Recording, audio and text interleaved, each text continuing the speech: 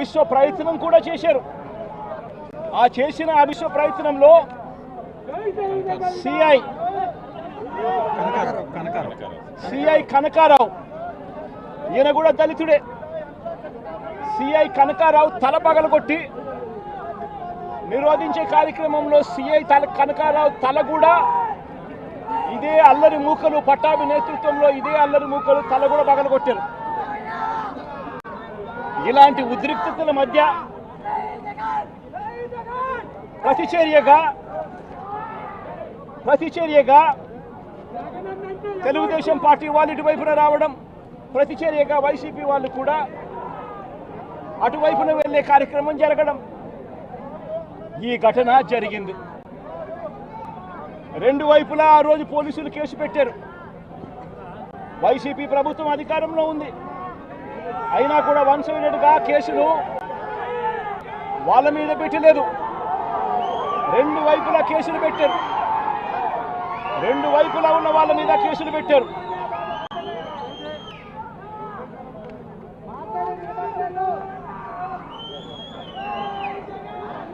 తర్వాత గన్నవరం ఘటనకు సంబంధించి అప్పటి పోలీసులు సుమోటోగా టీడీపీ పార్టీ మీద, వైసీపీ పార్టీకి సంబంధించిన వాళ్ళ మీద, ఇద్దరి మీద కేసులు పెట్టారు.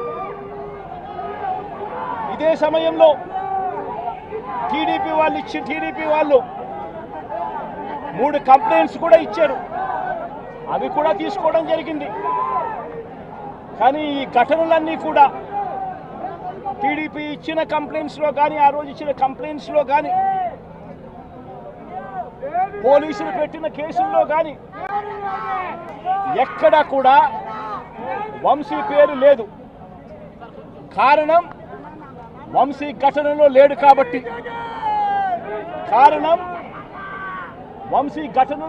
కాబట్టి, ఘటనా స్థలంలో తాను లేడు కాబట్టి వంశీ పేరు ఎక్కడ ఎవరు కూడా చెప్పలేదు. తెలుగుదేశం పార్టీ ఇచ్చిన కంప్లైంట్స్లో కానీ, పోలీసులు పెట్టిన కేసుల్లో కానీ. ఫిబ్రవరి 22వ తారీఖున, అంటే ఫిబ్రవరి 20వ తారీఖున ఇది జరిగింది. ఇది జరిగిన 2 రోజుల తర్వాత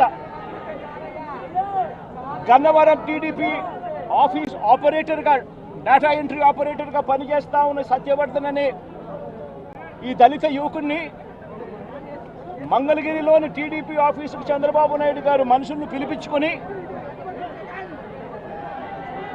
ఈ సత్యవర్ధన్ అనే వ్యక్తి ద్వారా మరో కంప్లైంట్ కూడా ఇప్పించారు. తెల్లటి కాగితం మీద ఆయనతో సంతకం తీసుకొని మరో కంప్లైంట్ కూడా ఇప్పించారు. దాని ఆధారంగా ఎస్టీ కేసు కూడా పెట్టారు. కానీ ఆ ఇచ్చిన ఆ కేసులో కూడా, ఆ సత్యవర్ధన్ ఇచ్చిన ఆ కేసులో కూడా అప్పటికి కూడా వంశీ పేరు ఎక్కడా కూడా లేదు. కారణం వంశీ అక్కడ లేడు కాబట్టి, ఘటనా స్థలంలో లేడు కాబట్టి. ఫిబ్రవరి 23వ తారీఖున సత్యవర్ధన్ నుంచి పోలీసులు ఫిబ్రవరి 2023 పోలీసులు ఇదే సత్యవర్ధన్ దగ్గర నుంచి 161 స్టేట్మెంట్ కూడా తీసుకున్నారు. ఆ స్టేట్మెంట్లో, సత్యవర్ధన్ ఇచ్చిన స్టేట్మెంట్లో కూడా ఎక్కడా కూడా వంశీ పేరు ఎక్కడా లేదు. సత్యవర్ధన్ అనే వ్యక్తి ఆ 161 స్టేట్మెంట్లో, పోలీసులకు ఇచ్చిన 161 స్టేట్మెంట్లో తనని ఎవరూ తిట్టలేదని కూడా చెప్పాడు. తాను ఘటన జరిగినప్పుడు తాను అక్కడి నుంచి వెళ్ళిపోయానని కూడా చెప్పాడు. తర్వాత టీడీపీ ప్రభుత్వం రాగానే వంశీని టార్గెట్ చేయడం మొదలుపెట్టారు. జూలై 10, 2024న ఈ కేసును మళ్ళీ రీఓపెన్ చేశారు. రీఓపెన్ చేసి ఆశ్చర్యం కలిగించే విషయం ఏమి తెలుసా? ఇదే సత్యవర్ధన్ అనే వ్యక్తిని తెలుగుదేశం పార్టీ ప్రభుత్వం అధికారంలోకి వచ్చిన తర్వాత మళ్ళీ ఇదే సత్యవర్ధన్ అనే వ్యక్తి దగ్గర నుంచి మళ్ళీ 161 స్టేట్మెంట్ మళ్ళీ తీసుకున్నారు. రెండోసారి కేసు రీఓపెన్ చేసి తెలుగుదేశం పార్టీ అధికారంలోకి వచ్చిన తర్వాత ఆ రెండోసారి ఇచ్చిన 161 స్టేట్మెంట్లో కూడా సత్యవర్ధన్ ఇవే మాటలే మాట్లాడాడు. నన్ను ఎవరు తిట్టలేదని, వంశీ అక్కడ లేడు అని, తన ఘటనా స్థలం జరిగినప్పుడే తను అక్కడి నుంచి వెళ్ళిపోయాడు, అదే మాటలే మాట్లాడాడు. పోలీసులు చంద్రబాబు నాయుడు గారి ప్రభుత్వంలో తీసుకున్న 161 స్టేట్మెంట్లో కూడా తర్వాత అయినా చంద్రబాబు నాయుడు గారు వంశీ మీద పెట్టుకున్న ఆక్రోశము, వంశీ మీద పెట్టుకున్న కోపము చంద్రబాబు నాయుడు గారిది ఏ స్థాయిలో ఉందంటే, ఎలాగైనా కానీ వంశీని ఇరికించాలి అనే ఆలోచనతో వంశీ ఘటనా స్థలంలో లేకపోయినా కూడా వంశీని 71వ నిందితుడిగా చేర్చారు. 71వ నిందితుడిగా వంశీ పేరును చేర్చారు. అయితే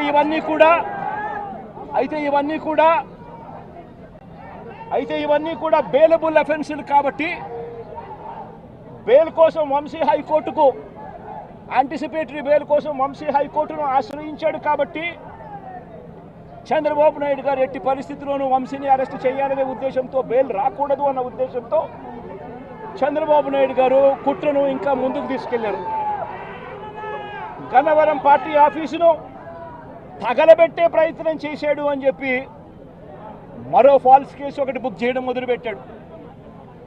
తెలుగుదేశం పార్టీ ఆఫీస్ అట కాల్చే కార్యక్రమం అట జరిగింది అని చెప్పి ఏకంగా చంద్రబాబు నాయుడు గారు అనే వ్యక్తి మరో ఫాల్స్ కేసు, మరో కట్టుకథ అల్లాడు. ఆఫీసును తగలబెట్టే కార్యక్రమం చేసినప్పుడు ఆ ఆఫీసు ఎవరిది అని చెప్పి, ఆ ఆఫీసు ఎస్సీ ఎస్టీలకు సంబంధించిన ఆఫీస్ వారిదే ఓనర్లు అయితే అప్పుడు ఇది నాన్ బెయిలబుల్ సెక్షన్స్ కిందికి వస్తుంది, ఎస్సీ ఎస్టీ కేసు పెట్టచ్చు అనే ఉద్దేశంతో ఏకంగా తెలుగుదేశం పార్టీ ఆఫీసు ఎస్సీ ఎస్టీలదని చెప్పి ఇంకో దొంగ కేసు, ఎస్టీ ఎస్టీలదే అని చెప్పి ఇంకొక దొంగ వాంగ్మూలాన్ని కూడా ఇచ్చేశారు ఇదే పెద్ద మనిషి చంద్రబాబు నాయుడు గారు. వాస్తవం ఏమిటంటే తెలుగుదేశం పార్టీ కాలబడింది లేదు. తెలుగుదేశం పార్టీ ఒక ఎస్సీ ఎస్టీకి సంబంధించిన వ్యక్తికి సంబంధించిన ఆఫీస్ బిల్డింగ్ కూడా కాదు. తెలుగుదేశం పార్టీ ఆఫీసు కడియాల సీతారామయ్య గారు అనే ఎస్సీ కాదు, ఎస్టీ కాదు, కనీసం బీసీ కూడా కాదు, చంద్రబాబు నాయుడు గారికి సంబంధించిన వ్యక్తి ఆయన బిల్డింగ్ అది. అంటే అక్కడ కూడా చంద్రబాబు నాయుడు గారు ఉద్దేశపూర్వకంగా వంశీకి బెయిల్ రాకూడదు అని నాన్ బెయిలబుల్ కేసు కింద దీన్ని మార్చాలి అనే ఉద్దేశంతో చేసిన మరో కుట్ర ప్రయత్నం. మరోవైపు ఈ కేసులో దాదాపుగా 94 మంది మీద కేసు పెడితే చంద్రబాబు నాయుడు గారు నెలల తరబడి వైఎస్ఆర్సీపీ నాయకులు వేధించాలనే ఉద్దేశంతో ఇంకా 44 మందికి ఇంకా బెయిల్ రాకుండా చంద్రబాబు నాయుడు గారు అడ్డుకుంటా ఉన్నారు. ఒక హక్కుగా బెయిల్ రావాల్సిన చోట నెలల తరబడి బెయిల్ రానివ్వకుండా అడ్డుకుంటా ఉన్న పరిస్థితి చంద్రబాబు నాయుడు గారు. ఇదే సత్యవర్ధన్ అనే వ్యక్తి మెజిస్ట్రేట్ దగ్గరికి తాను వచ్చి జరిగిన ఘటన గురించి మెజిస్ట్రేట్ దగ్గర వాంగ్మూలం తాను ఇచ్చేస్తే మిగతా వాళ్ళందరికీ కూడా బెయిల్లు వస్తాయి అనే ఉద్దేశంతో పోలీసులు చంద్రబాబు నాయుడు గారు ఇద్దరు కూడా కుట్ర పన్ని సత్యవర్ధన్ అనే వ్యక్తిని 20 సార్లు మెజిస్ట్రేటు రమ్మని సమన్లు పంపించినప్పటికీ కూడా ప్రతిసారి దాటేసుకుంటూ రాకుండా ఎగరగొడుతూ పోయాడు. చివరికి జడ్జికు 20వసారికి ఇన్నిసార్లు సమన్లు ఇచ్చినా కూడా ఈ మనిషి రాకపోవడం అన్యాయము అని పోలీసుల మీద గట్టిగా జడ్జి తిట్టి ఖచ్చితంగా సమన్లు ఇవ్వండి, నెక్స్ట్ టైం వచ్చేట్టుగా ఖచ్చితంగా చూసుకోండి అంటే అప్పుడు మరుసటి వాయిదాకు సత్యవర్ధన్ అనే వ్యక్తి తానంతటి తానే హాజరై ఈ ఘటన జరిగిన సమయంలో ఇంతకుముందు తాను 161లలో ఏదైతే చెప్పాడో అదే విషయాలను మళ్ళీ జడ్జి గారి సమక్షంలో మళ్ళీ అదే విషయాలే మళ్ళీ ఆయన తెలియజేశాడు. ఘటన జరిగిన సమయంలో తాను అప్పుడు లేడని, తనను ఎవరూ కులం పేరుతో దూషించలేదు అని, అసలు ఈ కేసుతో తనకు ఎలాంటి సంబంధము లేదని కోర్టుకు తాను మొరబెట్టుకున్నాడు. తాను తన తల్లి ఇద్దరు కలిసి ఆటోలో కూర్చుని కోర్టుకు వచ్చామని, తన స్టేట్మెంట్ వెనుక ఎవరి బలవంతము లేదు అని ఫిబ్రవరి 10వ తారీఖు 2025 ఫిబ్రవరి 10 2025 ఫిబ్రవరి 10న జడ్జి గారి ముందర స్టేట్మెంట్ తాను ఇచ్చాడు. ఫిబ్రవరి 10, 2025 జడ్జి గారి దగ్గర, జడ్జి గారి సమక్షంలో తాను ఈ విధంగా స్టేట్మెంట్ ఇచ్చేసరికి చంద్రబాబు నాయుడు గారికి, లోకేష్కు, వీళ్ళిద్దరికీ కూడా మనశ్శాంతి కరువు అయిపోయింది. వంశీని అరెస్ట్ చేయలేకపోతా ఉన్నాము అనే దుర్బుద్ధి వీళ్ళల్లో ఎక్కువ కావడం మొదలుపెట్టింది. వీళ్ళంతా కలిసి పోలీసులతో మళ్ళీ కుట్రబన్నారు. కుట్రబన్ని వీళ్ళు మరుసటి రోజు అంటే ఫిబ్రవరి 11వ తారీఖున వీళ్ళు విజయవాడ పటమట పోలీస్ స్టేషన్లో సత్యవర్ధన్ మీద వీళ్ళు ఒక ఎఫ్ఐఆర్ రిజిస్టర్ చేశారు. ఫిబ్రవరి 11వ తారీఖున సత్యవర్ధన్, వంశీ ఇద్దరి మీద వీళ్ళు ఎఫ్ఐఆర్ రిజిస్టర్ చేశారు. కోర్టును తప్పుదోవ పట్టించారు అని వంశీని, సత్యవర్ధన్ మీద వీళ్ళు తప్పుడు కేసు వీళ్ళు బనాయించారు.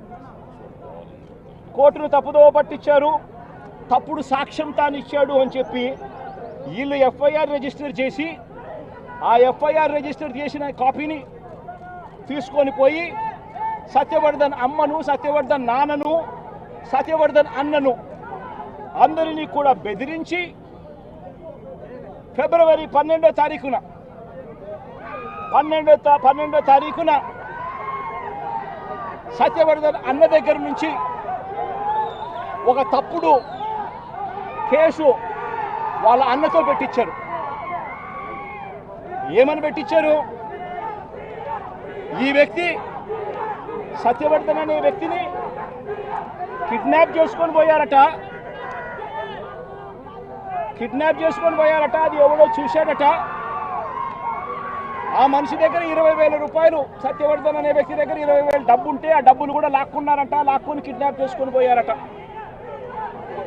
అని తప్పుడు కేసు. కనీసం సత్యవర్ధన్ అనే వ్యక్తితో మాట్లాడకుండా ఫిబ్రవరి 12వ తారీఖునే కేసు రిజిస్టర్ చేసి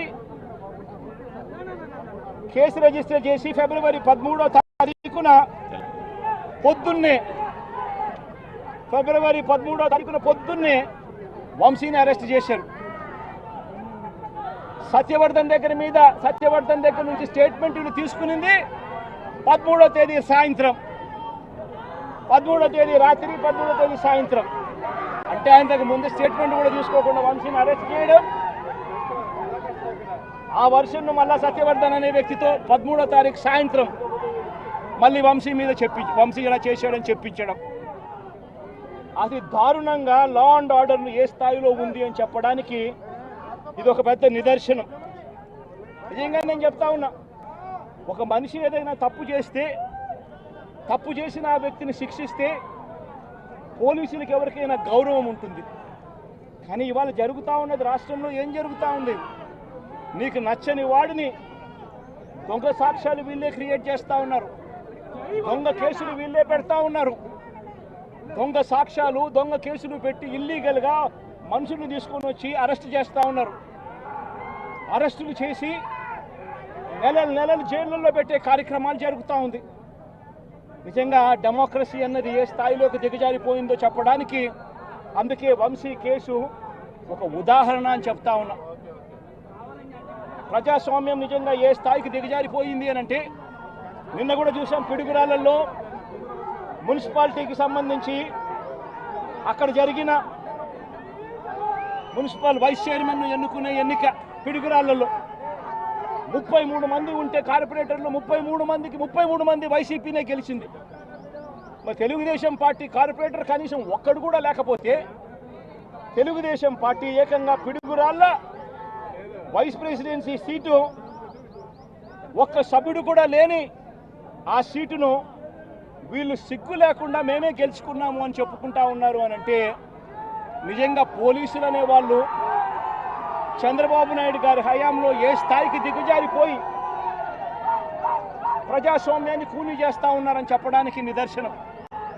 తిరుపతిలో 49 సీట్లకు 48 సీట్లు వైసీపీ గెలిచింది. తెలుగుదేశం పార్టీ గెలిచింది కేవలం ఒకే ఒక్క స్థానం. అటువంటి చోట డిప్యూటీ మేయర్ పోస్టు పోలీసుల ఆధ్వర్యంలో తెలుగుదేశం పార్టీ వాళ్ళు కార్పొరేటర్లను కిడ్నాప్ చేసుకొని బస్సులో నుంచి కిడ్నాప్ చేసుకొని పోయి డిప్యూటీ మేయర్లను మేమే గెలుచుకున్నామని చెప్పి వాళ్ళు ప్రకటించుకుంటా ఉంటే పోలీసులు ఏ స్థాయికి దిగజారిపోయినారు తెలుగుదేశం హయాంలో అని చెప్పడానికి ఇంకో నిదర్శనం. తుని నియోజకవర్గంలో 30 కార్పొరేటర్ల స్థానాలు 30కి 30 వైసీపీ గెలిచింది. తెలుగుదేశం పార్టీకి కనీసం ఒక్కడంటే ఒక్క అభ్యర్థి కూడా లేడు. మళ్ళీ అలాంటి చోట ఎన్నికలు జరిగితే అలాంటి చోట వైస్ ప్రెసిడెన్సీని వయసుని ఎన్నుకునే ఎన్నిక వైస్ చైర్మన్ ఎన్నుకునే ఎన్నిక జరిగితే వైసీపీకి ఎలాగో వైసీపీ వాళ్ళను దౌర్జన్యం చేసి తీసుకునే పరిస్థితి లేకపోయేసరికి తెలుగుదేశం పార్టీ వాళ్ళు ఎన్నికనే పోస్ట్ పోన్ చేశారు. అంటే వీళ్ళకి అనుకూలమైన వాతావరణం వచ్చేదాకా ఎన్నికలు జరపరు. కోర్టు పర్యవేక్షణలో ఉన్న కేసులకు సంబంధించిన పరిస్థితులు ఇవి. పాలకొండలో కూడా అంతే. వైసీపీకి అందులో 17 ఉంటే తెలుగుదేశం పార్టీకి కేవలం 3. మళ్ళీ అక్కడ వైస్ ప్రెసిడెన్సీ అన్నది వైసీపీకి రావాలన్నా తెలుగుదేశం పార్టీకి రావాలన్నా, కానీ వీళ్ళకి అనుకూలత వచ్చేదాకా పోస్ట్పోన్మెంట్లు. ఇలా ప్రతి సందర్భంలోనూ కూడా డెమోక్రసీని కూని చేస్తూ ఉన్నారు. పోలీసులను వీళ్ళు ఇష్టానుసారంగా వాడుకుంటా ఉన్నారు. నేను ఇవాళ ఒకటే చెప్తా ఉన్నా, ప్రతి పోలీసు వ్యక్తికి కూడా చెప్తా ఉన్నా, మీ టోపీ మీద ఉన్న 3 సింహాలకు కనిపించే ఆ సింహాలకు సెల్యూట్ కొట్టడం మొదలుపెట్టండి. తెలుగుదేశం పార్టీ నాయకులకు సెల్యూట్ కొట్టడం మొదలుపెట్టి వీళ్ళు చెప్పినట్టుగా చేయడం మొదలుపెట్టి అన్యాయాలు చేయడం మొదలు పెడితే మాత్రం ఎల్లకాలము తెలుగుదేశం పార్టీ ప్రభుత్వమే ఉండదు అని చెప్పి ఇవాళ ప్రతి అధికారికి కూడా నేను తెలియజేస్తా ఉన్నా. రేపొద్దున మళ్ళీ మా అధికారం వస్తుంది. వచ్చినప్పుడు అన్యాయం చేసిన వీళ్ళందరినీ, వీళ్ళ అధికారులందరినీ, అన్యాయం చేసిన ఈ నాయకులందరినీ కూడా బట్టలు కూడా తీసి నిలబెడతామని చెప్పి కూడా ఈ సందర్భంగా తెలియజేస్తా ఉన్నాను. ఎవడిని వదిలిపెట్టేది ఉండదు. ఇదే వంశీని అరెస్ట్ చేసేటప్పుడు సిఐ అన్నాడట, నేను 1.5 సంవత్సరంలో రిటైర్ అయిపోతాను అని చెప్పి. రిటైర్ అయిపోయినా కూడా సప్త సముద్రాల అవతల ఉన్నా కూడా మొత్తం అందరినీ కూడా పిలిపిస్తామని చెప్పి కూడా ఈ సందర్భంగా చెప్తా ఉన్నా. చట్టం ముందు నిలబడేట్టుగా చేస్తాం, బట్టలు ఊడదీస్తాం, న్యాయం జరిగేట్టుగా చేస్తాం అని ప్రతి ఒక్కరికి కూడా తెలియజేస్తా ఉన్నాం. ఈ మాదిరిగా అన్యాయం చేయడం మొదలు పెడితే మాత్రం ఖచ్చితంగా ప్రజలు, దేవుడు ఇద్దరు కూడా వీళ్ళను శిక్షించే కార్యక్రమం ఖచ్చితంగా జరుగుతుందని చెప్పి సందర్భంగా మరొక్కసారి వీళ్ళందరికీ కూడా చెప్తా ఉన్నాం. అన్యాయంలో భాగస్వాములు కావద్దండి. మీ టోపీ మీద ఉన్న సింహాలను గౌరవించండి, వాటికి సెల్యూట్ కొట్టండి, మీ వ్యక్తిత్వాన్ని కాపాడుకోండి అని చెప్పి ఈ ప్రతి అధికారికి కూడా ఈ సందర్భంగా తెలియజేస్తా ఉన్నాం. సెలెక్టివ్గా కొంతమంది లీడర్స్ని టార్గెట్ చేసి అరెస్ట్ చేస్తూ ఉన్నారు. దాన్ని ఎట్లా చూస్తారు? మన పేర్లు కానీ ఇవాళ ఉంచి ఇటీవల కొంతమంది అరెస్ట్ నంది సురేష్, ఇట్లా దాన్ని ఎలా చూడాలి? ప్రజాస్వామ్యం కూలిపోతా ఉంది అని చెప్పడానికి ఇవన్నీ నిదర్శనాలు. ప్రతి కేసు ఇల్లీగల్ కేసే. ప్రతి కేసులోనూ కూడా వీళ్ళే బెదిరిస్తూ ఉన్నారు, అవతలోడు బెదిరిస్తూ ఉన్నాడు అని చెప్పి వీళ్ళే కేసులు పెడతా ఉన్నారు. అసలు బెదిరించేది ఎవరిని బెదిరిస్తూ ఉన్నారు? ప్రతి విషయంలోనూ వీళ్ళే. పారిశ్రామికవేత్తలను వదలడం లేదు, రాజకీయ నాయకులను వదిలిపెట్టడం లేదు. ప్రతి ఒక్కరిని కూడా వీళ్ళే బెదిరిస్తూ ఉన్నారు. అవతలోడు బెదిరించినాడు అని చెప్పి మళ్ళీ ఎదురు కేసులు పెడతా ఉన్నారు. ఇవన్నీ ఊరికే పోవు, ఇవన్నీ కూడా మళ్ళీ వీళ్ళకి చుట్టుకుంటాయి. చుట్టుకున్నప్పుడు వీళ్ళ పరిస్థితి అతి దారుణంగా తయారవుతుందని మాత్రం ఖచ్చితంగా చెప్తా ఉన్నాను. అధికారులు ప్రైవేట్ కేసులు అధికారులు ప్రైవేట్ కేసులు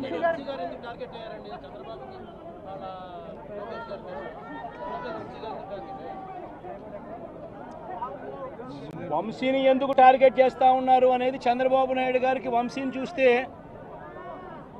తన సామాజిక వర్గం నుంచి ఒక వ్యక్తి ఎదుగుతున్నాడు, చంద్రబాబు నాయుడు గారి కన్నా గ్లామరస్గా ఉన్నాడు, లోకేష్ గారి కన్నా గ్లామరస్గా ఉన్నాడు, ఒక మనిషి ఎదుగుతున్నాడు అని అంటే తట్టుకోలేడు తన సామాజిక వర్గంలోనే.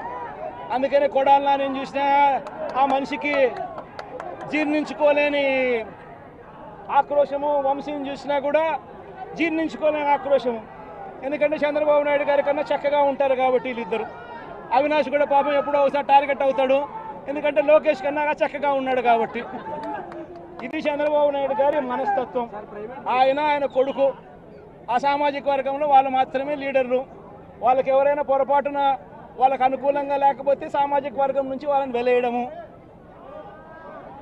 ఇది చంద్రబాబు నాయుడు గారు, రామోజీరావు, ఆంధ్రజ్యోతి రాధాకృష్ణ, TV5 వీళ్ళు ముగ్గురు.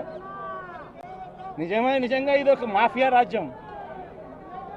చంద్రబాబు నాయుడు అనే వ్యక్తిని ముఖ్యమంత్రిగా చేయడం కోసం, చంద్రబాబు నాయుడు అనే వ్యక్తికి ఓట్లు వేయించడం కోసం ఒక మాఫియా సామ్రాజ్యం వీళ్ళంతా.